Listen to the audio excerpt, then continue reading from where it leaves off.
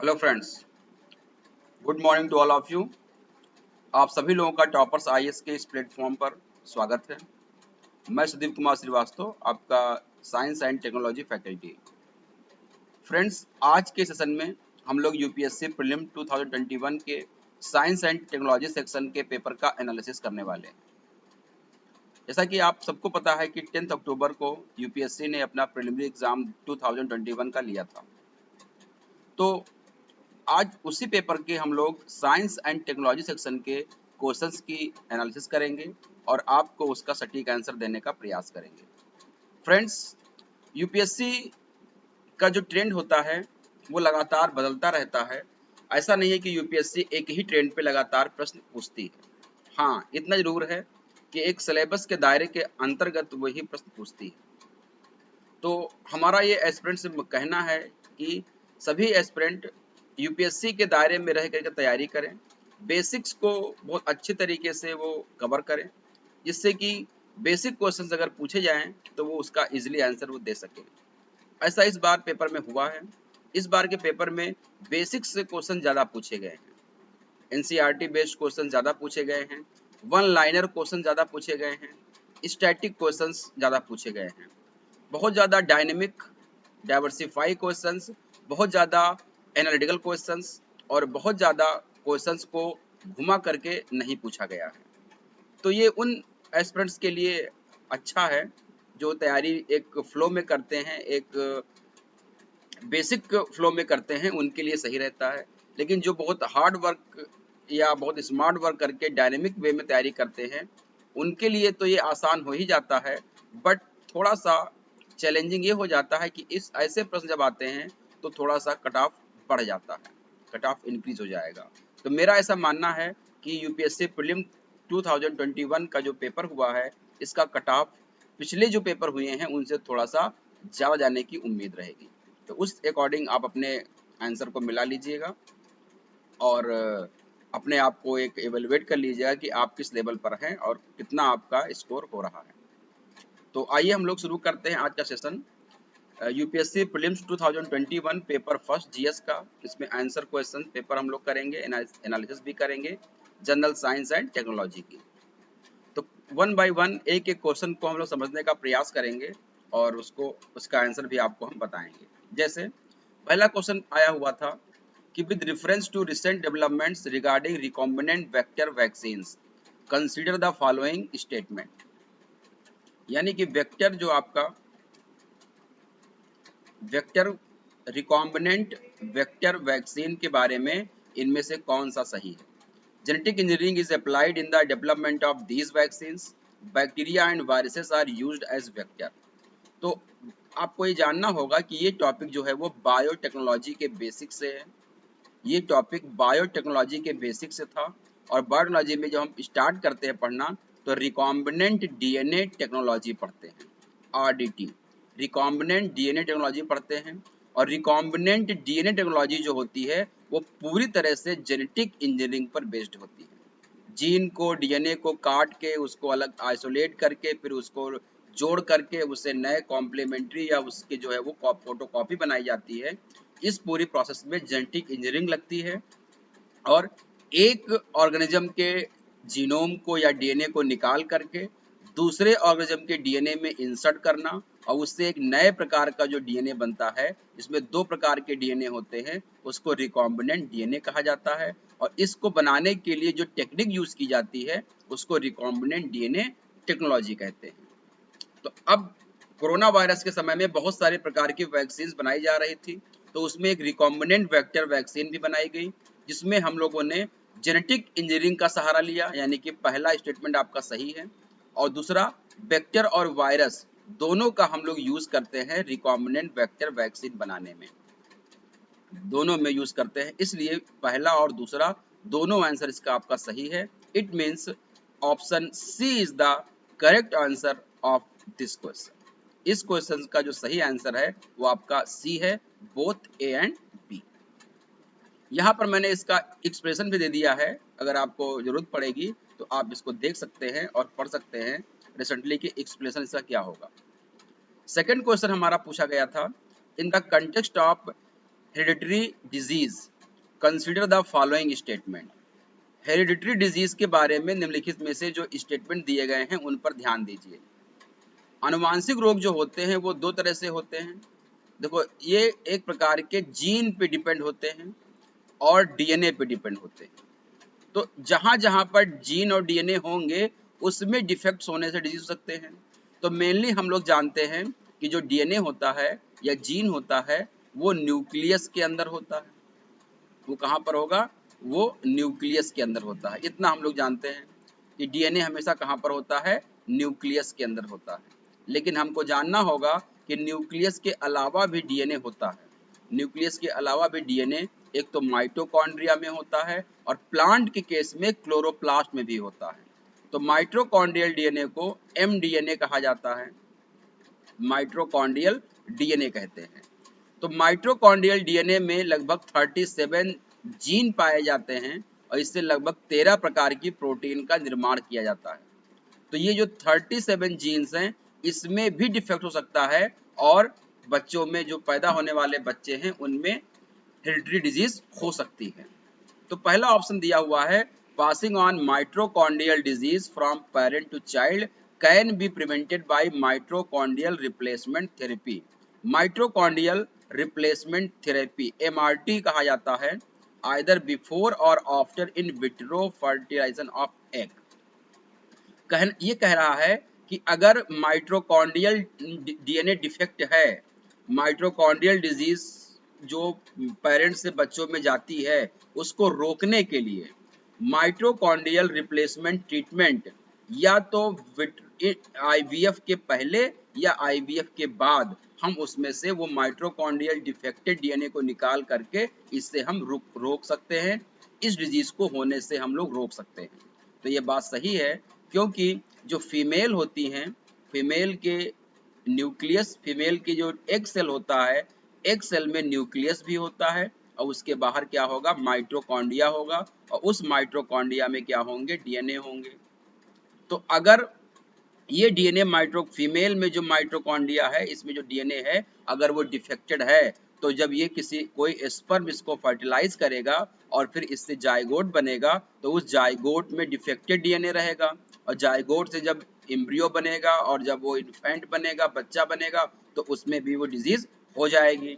तो हमारा काम क्या है कि इस डीएनए को यहाँ से हटा दिया जाए, इस माइटोकॉन्ड्रिया को यहाँ से हटा दिया जाए। तो या तो ये हम लोग आईवीएफ से पहले कर लेते हैं या आईवीएफ के बाद कर लेते हैं। तो पहला स्टेटमेंट आपका यहाँ पर सही है। दूसरा कह रहा है कि a child inherit mitochondrial disease entirely from mother and not from father. जो माइटोकॉन्ड्रियल डिजीज है वो पूरी तरह से बच्चे में मदर की तरफ से आती है, फादर की तरफ से नहीं आता है। बिल्कुल सही बात है, क्योंकि फादर का जो आपका ये स्पर्म होता है, स्पर्म का केवल न्यूक्लियस वाला भाग ही एग के अंदर जाता है और न्यूक्लियस में माइटोकॉन्ड्रिया नहीं होती है।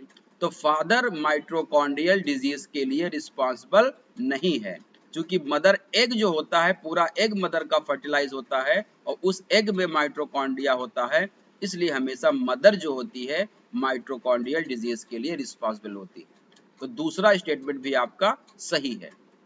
It means option 1 and 2 both are correct, यानी कि सी ऑप्शन आपका यहाँ पर सही है इस क्वेश्चन का। इसको आपको ध्यान में रखना। यहाँ पर मैंने इसको एक्सप्लेन किया हुआ है। माइटोकॉन्ड्रियल डीएनए जो टेक्निक होती है वो दो प्रकार की होती है, एक आपका मैटरनल स्पिंडल ट्रांसफर होता है और एक आपका प्रो न्यूक्लियर ट्रांसफर होता है। दोनों विधियों से हम लोग क्या करते हैं, इसको रिमूव करते हैं। माइटोकॉन्ड्रियल स्पिंडल फाइबर तो स्पिंडल ट्रांसफर और प्रो न्यूक्लियर ट्रांसफर। इसी से जो एक क्वेश्चन 2020 के प्रीलिम्स में भी क्वेश्चन आया था, प्रो न्यूक्लियर ट्रांसफर को लेकर के आया था। तो ये भी एक प्रकार से दोबारा पूछा गया प्रश्न है, इसको आपको ध्यान रखना। नेक्स्ट क्वेश्चन है, Bollgard 1 and Bollgard 2 techniques are mentioned in the context of. तो बोलगार्ड 1 और बोलगार्ड 2 जो हैं ये बीटी कॉटन की एक वेराइटी है। ये क्या है? बीटी कॉटन की एक वेराइटी होती है, बीटी कॉटन की एक वेराइटी है। और आपको पता है कि बीटी कॉटन क्या है? एक प्रकार का जेनेटिकली मॉडिफाइड क्रॉप है। तो बॉल गार्ड 1 और बॉल गार्ड 1 टेक्निक जो होती है ये डेवलप की गई है जेनेटिकली मॉडिफाइड क्रॉप प्लांट के लिए। इसका आंसर आपका क्या हो जाएगा? बी ऑप्शन हो जाएगा। तो बॉल गार्ड 1 बीटी कॉटन ये सिंगल जीन टेक्निक पे आधारित है, ये ध्यान रखिएगा। और ये इंडिया में पहला बायोटेक क्रॉप टेक्नोलॉजी है जिसको अप्रूव किया गया था 2002 में। और इसके बाद बॉल गार्ड सेकेंड जो है ये डबल जीन टेक्नोलॉजी पर आधारित है। इसको 2006 में जेनेटिक इंजीनियरिंग अप्रूवल अप्राइजल या अप्रूवल कमेटी ने इसको जो है वो अप्रूव किया था। तो यानी कि ball guard 1 single gene technology पे आधारित है और ball guard 2 double gene technology पे आधारित है, और ये दोनों जेनेटिकली मॉडिफाइड क्रॉप के लिए होते हैं। तो इसका आंसर आपका बी हो जाएगा। नेक्स्ट क्वेश्चन है, in a pressure cooker the temperature at which the food is cooked depends mainly upon which of the following? Area of hole in the lid, temperature of the flame, weight of the lid. Pressure cooker में जो आपका खाना बनाते हैं temperature को increase करके, वो निम्नलिखित में से किस पे डिपेंड होता है? Area of the hole in the lid, तो आपको पता है कि जो होल जो होगा लिड में वो वही प्रेशराइज्ड करता है। तो जितना कम प्रेशर होगा कि कम होल होगा उतना ज़्यादा प्रेशर बनेगा। तो एरिया ऑफ होल पे डिपेंड करता है, ये भी बात सही है। टेम्परेचर ऑफ द फ्लेम, जितना आप फ्लेम करेंगे उतना ज़्यादा टेम्परेचर बढ़ेगा, उतना ज़्यादा क्या होगा आपका बॉइलिंग होगी, उतना ज़्यादा आपका वेपर प्रेशर यानी कि प्रेशर आपका इंक्रीज होगा। तो दूसरा भी आपका सही हो गया, 1 और 2 आपके सही हो गए। और तीसरा है वेट ऑफ द लिड, ऊपर जो लिड रखी गई है उसका वेट भी डिपेंड करता है, क्योंकि प्रेशर ज़्यादा होने पर अगर लिड हल्की होगी तो हाई प्रेशर होने से लिड को वो बाहर फेंक सकता है। तो लिड का वेट भी एक निर्धारित किया जाता है कि इससे कम वेट उस लिड का नहीं होना चाहिए। जैसे आप कभी देखते हैं कि आप कभी चाय बनाते हैं तो आपका जो फ्राई पैन वगैरह होता है उस पर अगर आप कोई प्लेट रख देते हैं तो प्लेट क्या हो जाती है, ऊपर की तरफ उठ जाती है, कभी कभी हट भी जाती है अपने आप, क्योंकि नीचे का जो प्रेशर लग रहा है वो ज़्यादा लग रहा है। और अगर आप प्रेशर कुकर में लिड का जो वेट है अगर वो कम रहेगा तो दिक्कत आ सकती है। यानी कि लिड का वेट भी यहाँ पर क्या होता है, डिपेंड करता है। यानी कि पहला, दूसरा और तीसरा, तो 1, 2 और 3 और करेक्ट। यहाँ पर डी ऑप्शन आपका इस क्वेश्चन का सही है, इसको आपको ध्यान में रखना है। ये यहाँ पे पूरा हमने एक्सप्लेन कर दिया है, क्योंकि बॉइलिंग पॉइंट को बढ़ाने के लिए हम क्या करते हैं, प्रेशर कुकर का यूज़ करते हैं। नॉर्मली वाटर जो होता है वो 100 डिग्री सेल्सियस पे बॉयल होता है, लेकिन अगर हम उसको प्रेशराइज करते हैं प्रेशर कुकर में, बॉइलिंग पॉइंट जो होता है वो बढ़ जाता है और वो लगभग 120 या 121 डिग्री के आसपास जो है वो पानी फिर बॉयल होता है, यानी कि हीट बढ़ता है और उसके अंदर का जो मटेरियल होता है वो ईजिली पक जाता है। नेक्स्ट क्वेश्चन है, consider the following: bacteria, fungi and virus. Which of the above can be cultured in an artificial synthetic medium? इनमें से किसको हम आर्टिफिशियल सिंथेटिक मीडियम में कल्चर कर सकते हैं? Bacteria, fungi and virus. तो एक दो तरह से हम लोग इसका जो है वो सिंथेटिक मीडियम में इसको कल्चर करते हैं। एक होता है इन विवो और एक होता है इन विट्रो। इन विवो मतलब होता है within living cell, living body के अंदर अगर हम करते हैं तो उसको हम लोग इन विवो कहते हैं। और अगर हम लोग इसको आर्टिफिशियल मीडियम में करते हैं, पेट्री डिश में करते हैं या किसी फ्लास्क में करते हैं या किसी अगर जेल के प्लेट में करते हैं तो उसको हम लोग इन विट्रो कहते हैं। तो ऐसा माना गया है, साइंटिस्ट ऐसा करते हैं कि बैक्टीरिया, फंगी और वायरस तीनों का कल्चर आर्टिफिशियल या सिंथेटिक मीडियम यानी इन विवो और इन विट्रो दोनों तरीके से हम लोग कर सकते हैं। यानी कि इसका आंसर आपका फर्स्ट भी सही है, दो भी सही है और तीसरा भी सही है। इट मीन्स इसका सही आंसर क्या हो जाएगा आपका डी, 1, 2 और 3। यहाँ पे मैंने एक्सप्लेन भी किया है कि बैक्टीरिया चाहे आपका ई कोलाई बैक्टीरिया हो या आपकी फंगी है, कई प्रकार की फंगी होती हैं, इनको हम अलग अलग कल्चर मीडिया में ग्रो कर सकते हैं। जबकि वायरस जो होता है ये भी इन विवो ग्रो होता है मेनली, यानी कि within whole living organism जैसे प्लांट या एनिमल में, या इसको हम इन विट्रो में कर सकते हैं आउटसाइड या living organism in a cell in a artificial environment. जैसे टेस्ट ट्यूब में कर सकते हैं हम लोग इसको, हम सेल कल्चर फ्लास्क में कर सकते हैं या अगर प्लेट में भी इसको हम कर सकते हैं। तो तीनों को हम लोग जो है वो आर्टिफिशियल सिस्टम में कर सकते हैं। ये क्वेश्चन इसका था, वो आपका आंसर याद रखिए। नेक्स्ट क्वेश्चन है कंसीडर द फॉलोइंग स्टेटमेंट, निम्नलिखित कथनों पर ध्यान दीजिए। Adenovirus have single stranded DNA genome whereas retrovirus have double stranded DNA genome, and second, common cold is sometimes caused by an adenovirus whereas AIDS is caused by retrovirus। तो यहाँ पे ध्यान दीजिएगा कि जो एडेनोवायरस होता है ये एक प्रकार का डबल स्ट्रैंडेड डीएनए होता है, डबल स्ट्रैंडेड डीएनए वायरस होता है, और रिट्रोवायरस जो होता है ये आपका इसका जीनोम आरएनए होता है।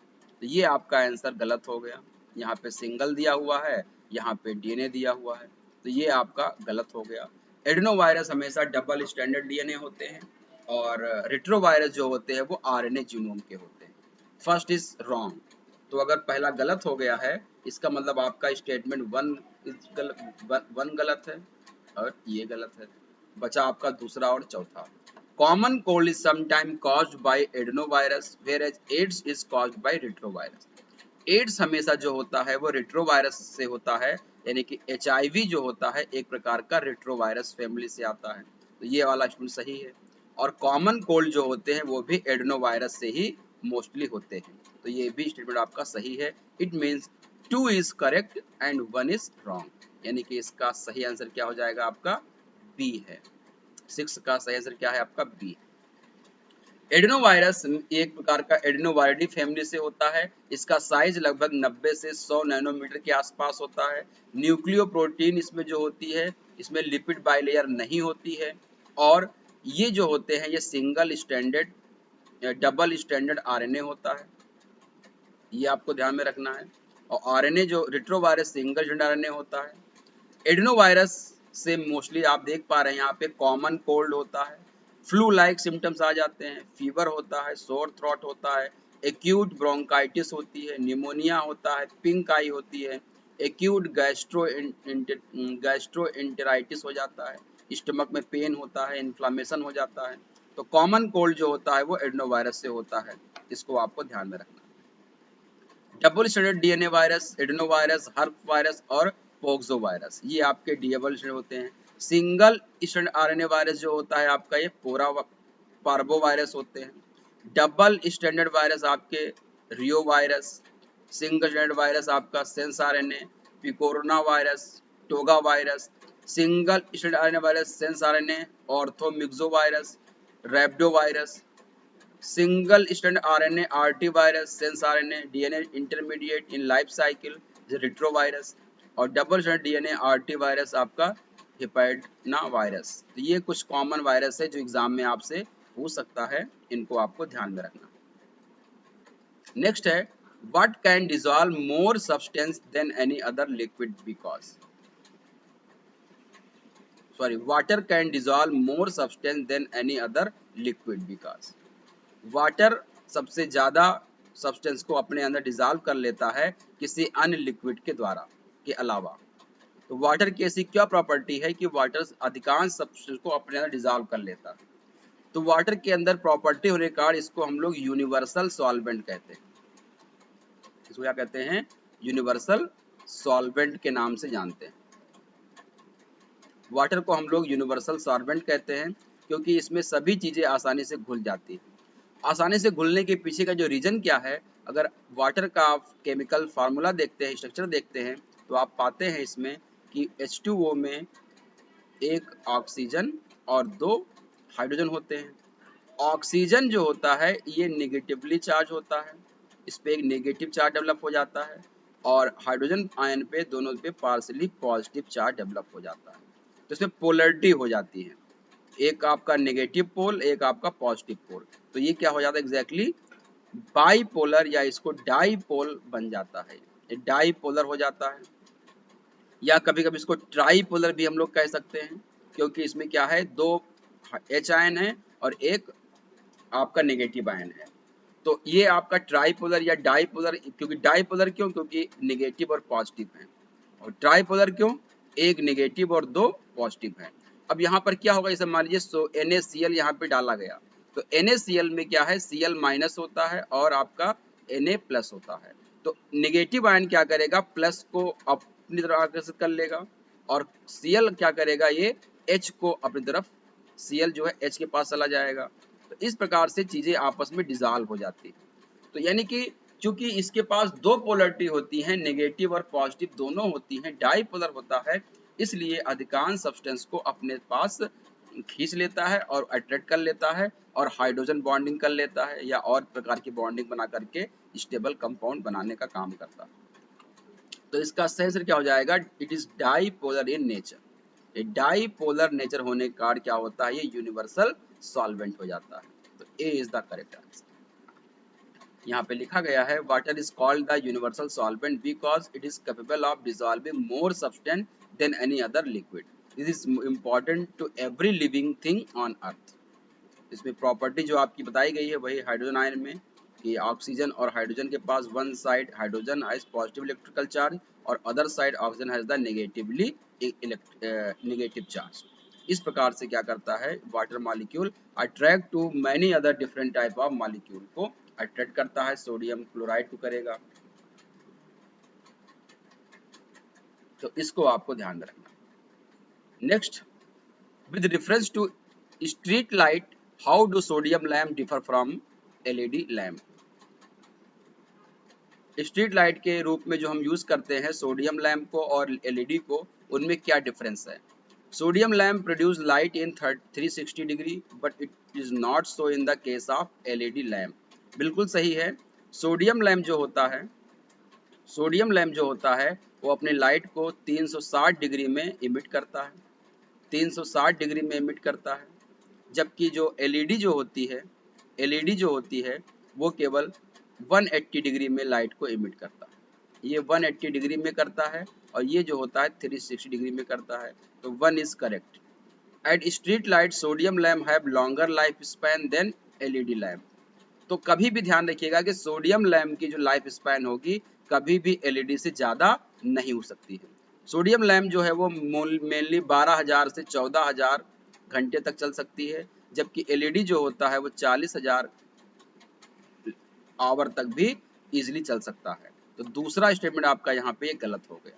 तो 2 इज रॉन्ग, तो ये गलत है और पहला आपका सही है, तो तीसरा भी गलत हो गया।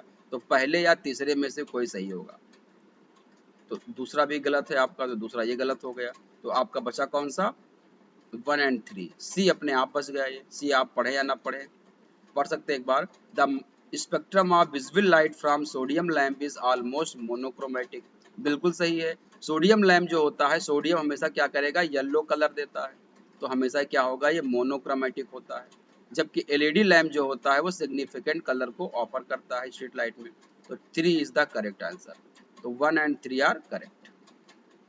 यहाँ पे मैंने कुछ आपको एग्जाम्पल दिए हैं, इसको आप देख सकते हैं। एक डिफरेंस है एलईडी और हाई प्रेशर सोडियम में।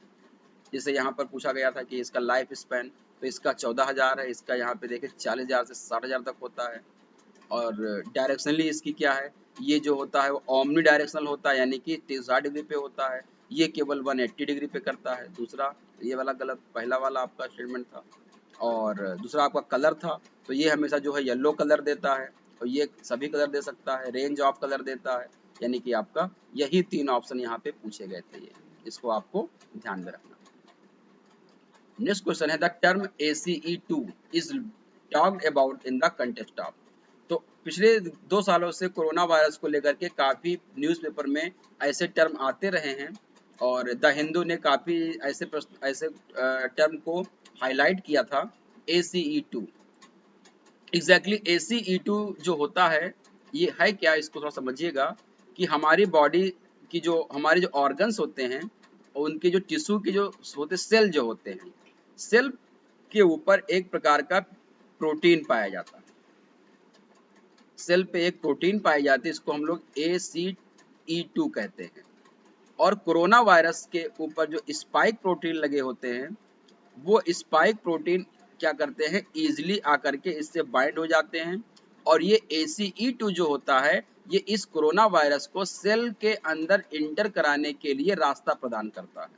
यानी ACE2 ही क्या करता है, कोरोना वायरस को हमारे सेल के अंदर इंटर कराता है। ये एक खतरनाक चीज हो जाती है। तो ये क्या करेगा, ACE2 काम क्या है, स्प्रेड ऑफ वायरल डिजीज। हमारे बॉडी में वायरल डिजीज को स्प्रेड कराने वाला क्या है, एक प्रोटीन है। इसका सही आंसर क्या हो जाएगा आपका, डी हो जाएगा।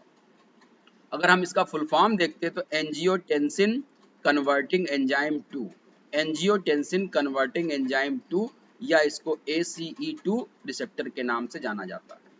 ये जो प्रोटीन जो होती है हमारे बहुत सारे सेल टाइप के सरफेस पे पाई जाती है, और एक प्रकार का एंजाइम होता है जो स्मॉल प्रोटीन के रूप में पाई जाती है। और ये जो हमारे कोरोना वायरस के जो स्पाइक प्रोटीन्स होती हैं वो सेल के सरफेस पे ACE2 पाई जाती है, उससे ये स्पाइक प्रोटीन इसकी बाइंड हो जाती हैं, और ये क्या करता है, वायरस को सेल के अंदर एंट्री करने के लिए जो है वो फैसिलिटेट करता है, और वो सेल को इन्फेक्शन करने में हेल्प करता है। तो ये एक प्रकार से समस्या बन के आई थी कि किस प्रकार से हम ACE2 सेल प्रोटीन को इनएक्टिव कर दे से कि सेल के अंदर वायरस न जाए। Next, bisphenol A is a cause of concern is a structural key component in the manufacture of which of the following kind of plastic? bisphenol A एक chemical होता है। bisphenol A एक chemical है जिसका use हम लोग polycarbonate plastic के निर्माण में करते हैं। पॉलीकार्बोनेट प्लास्टिक के निर्माण में हम लोग bisphenol A केमिकल का यूज करते हैं। सीधा सा क्वेश्चन था कि bisphenol A cause of concern जो होता है स्ट्रक्चरल की कंपोनेंट किस चीज का है, तो ये एक पॉलीकार्बोनेट प्लास्टिक के बनाने में हम लोग बिस्फेनॉल ए का यूज करते हैं। और पॉलीकार्बोनेट प्लास्टिक जो बनती है इसका निर्माण हम लोग जो पानी की बोतल होती हैं, केन होता है, बच्चों के जो दूध पीने वाले बोतल होते हैं, और ये सब चीजें हम लोग इससे बनाते हैं। रीयूजेबल वाटर बोतल होते हैं, फूड कंटेनर होते हैं, पिचर होते हैं, टेबल वेयर होते हैं, इनको हम लोग बनाने का यहाँ पर काम करते हैं। इसके साथ साथ बिस्फेनॉल ए का यूज हम लोग इपॉक्सी रेजिन बनाने में भी करते हैं। इपॉक्सी रेजिन बनाने में भी इसका हम लोग यूज करते हैं। तो बिस्फेनॉल ए केमिकल है जिसका यूज हम लोग पॉलीकार्बोनेट प्लास्टिक बनाने में करते हैं।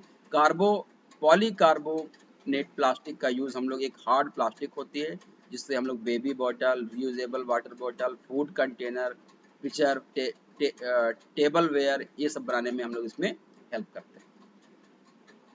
नेक्स्ट क्वेश्चन है, triclosan considered harmful when exposed to high level for a long time is most likely present in which of the following? Triclosan अभी आपने देखा होगा कि कोरोना काल में हैंड वॉश या इस तरह की चीजें काफी ज्यादा यूज की गई हैं। तो जितने भी आपके टॉयलेटरीज होते हैं, जो आपके प्रसाधन सामग्रियां होती हैं, टॉयलेटरीज होती हैं जो आपकी प्रसाधन सामग्रियां होती हैं, प्रसाधन सामग्री में जैसे आपका टूथपेस्ट हो गया, आपका साबुन हो गया, आपका शैम्पू हो गया, आपके जो जितने भी आपके टॉयलेट क्लीनर्स हो गए, इन सब में क्या होता है कि ये बार बार ओपन होते हैं, बार बार इनको हम लोग बंद करते हैं। तो बार बार ओपन होने से साबुन इजिली क्या होता है, हमेशा खुला रहता है या उसको ढक के रखना चाहिए। एग्जैक्टली होता क्या है कि इस पर कोई भी चीज़ आप खोलेंगे तो उस पर माइक्रो ऑर्गेनिज्म, बैक्टीरिया वगैरह उस पर अटैक कर देते हैं, और जब हमारी बॉडी में लगाएंगे तो क्या होगा, वो हमारी बॉडी के थ्रू, हमारी स्किन के थ्रू हमारी बॉडी के अंदर इंटर कर जाएंगे। तो वो एक प्रकार से बैक्टीरिया इन्फेक्शन या और माइक्रो ऑर्गेनिज्म इन्फेक्शन हो सकता है। तो इनसे उन प्रोडक्ट को बचाने के लिए उसमें केमिकल मिलाया जाता है। उस केमिकल का नाम क्या है, ट्राइक्लोजन। तो ट्राइक्लोजन एक एंटी माइक्रोबियल केमिकल है। ट्राइक्लोजन क्या है, एक एंटी माइक्रोबियल केमिकल है जिसका उपयोग हम लोग टॉयलेटरीज प्रोडक्ट जो होते हैं, प्रसाधन सामग्रियां जो होती हैं, उनको बैक्टीरियल या फंगल इन्फेक्शन से बचाने के लिए इसमें मिला करके यूज करते हैं। लेकिन ये देखा गया है कि अगर लंबे समय तक कोई व्यक्ति इस ट्राइक्लोजन के संपर्क में लंबे समय तक अगर रहता है तो उसके लिए बहुत ही खतरा बन जाता है, क्योंकि ये एक प्रकार का हानिकारक केमिकल होता है। ये इंसान को खतरे में डाल सकता है, कई प्रकार के रोग अपने आप ये कर सकता है। इसीलिए यूएस में ट्राइक्लोजन के यूज को बैन कर दिया गया है और सबसे ज़्यादा ट्राइक्लोजन का यूज यूएसए में ही होता है। तो ट्राइक्लोजन, इसको शॉर्ट में टीसीएस कहते हैं, एक एंटी माइक्रोबियल यूज्ड है, जो इसको यूएस में लगभग 75% जो है वो फ्रिक्वेंटली यूज किया जाता है। इसका यूज कंज्यूमर गुड्स और पर्सनल केयर प्रोडक्ट दोनों में यूज किया जाता है। सितंबर 2016 में टीसीएस को जो है अमेरिका में USA food and drug administration ने इसको जो है हाई रिस्क को चलते इसको बैन कर दिया गया था। इसका हाई कंसंट्रेशन जो होता है ये नुकसान पहुंचा सकता है। ये पर्सनल केयर प्रोडक्ट में जैसे toothpaste, mouth wash, hand sanitizer, surgical soap, इन सब में जो है काफ़ी मात्रा में यूज़ किया जाता है और ये खतरा बन सकता है अगर लंबे समय तक कोई इसके संपर्क में रहता है। नेक्स्ट क्वेश्चन है, which one of the following is an reason why astronomical distance are measured in light year? इनमें से कौन सा सही कारण है कि जिसके हम लोग एस्ट्रोनॉमिकल डिस्टेंस को नापने के लिए प्रकाश वर्ष का यूज करते हैं? तो आपको पता है कि लाइट ईयर क्या होती है? निर्वात में एक वर्ष में प्रकाश के द्वारा चली गई दूरी। एक वर्ष में प्रकाश जितनी दूरी तय करता है निर्वात में, उसको हम लोग लाइट ईयर कहते हैं। तो पूछ रहा है कि लाइट ईयर का यूज ही क्यों करते हैं एस्ट्रोनॉमिकल डिस्टेंस को नापने के लिए? क्योंकि एस्ट्रोनॉमिकल डिस्टेंस, पहली चीज क्या है कि जो खगोलीय पिंड होते हैं वो काफी लाखों करोड़ों किलोमीटर की दूरी पर होते हैं, तो उनको नापने के लिए हमको बहुत बड़ी एक इकाई चाहिए होती है। इसलिए तो distance amongst stellar bodies do not change, कह रहा है कि जो खगोलीय पिंड होते हैं उनके बीच की दूरी बदलती नहीं है। ये एकदम गलत है। आपको पता है कि ये आपका सन है, सन का चारों तरफ जो आपका अर्थ का जो आपका इलेक्ट्रिकल जो एक पाथ होता है, कभी अर्थ यहाँ पे होती है, कभी अर्थ यहाँ पर होती है। जब अर्थ यहाँ पे आप देख रहे दूरी ज़्यादा है, अर्थ यहाँ पे दूरी क्या है, कम हो जाती है।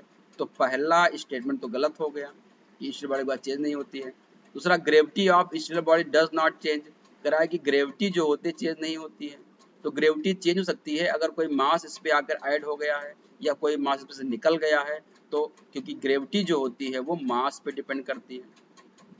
ग्रेविटी जो होती है वो मास पे डिपेंड करती है और मास कम ज़्यादा हो सकता है, इसलिए ये भी आपका सही आंसर नहीं है।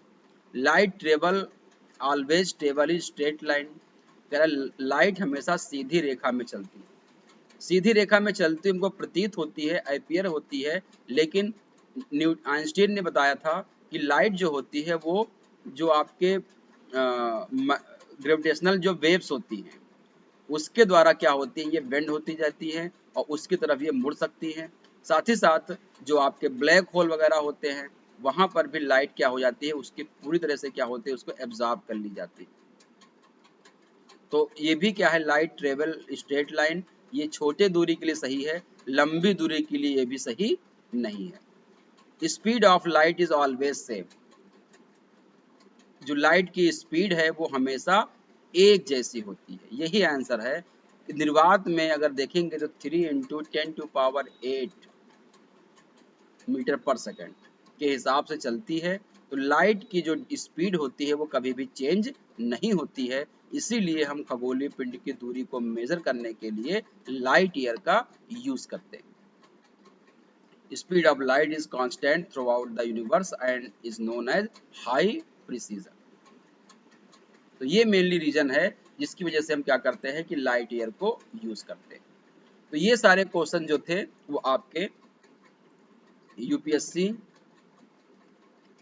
प्री 2021 में पूछे गए थे और हम लोग इस टॉपर्स आईएएस के चैनल से आप लोगों के लिए यूपीएससी प्री 2022 के लिए और यूपीएससी मेंस 2021 के लिए कोर्स लॉन्च कर रहे हैं और उसमें हम आप लोगों को बेहतरीन तरीके से प्री और मेंस अलग अलग चीज़ों को हम लोग समझाने का प्रयास करेंगे।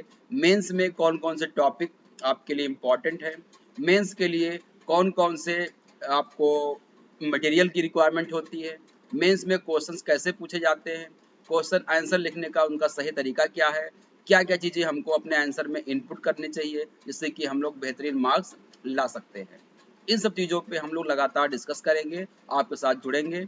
लगातार आप लोग टॉपर्स आईएएस के साथ जुड़े रहिए और लोगों को जोड़ने का प्रयास करिए। सब्सक्राइब करिए चैनल को, वीडियो को लाइक करिए, जिससे कि आपको और चीज़ें यहाँ पर हम लोग देने का बेहतरीन प्रयास कर सके। हमारी टीम आपके साथ मिल करके बेहतर प्रयास करेगी और आपको सफल बनाने में हम लोग पूरा आपका योगदान देंगे। आज के लिए इतना ही। धन्यवाद। Thank you.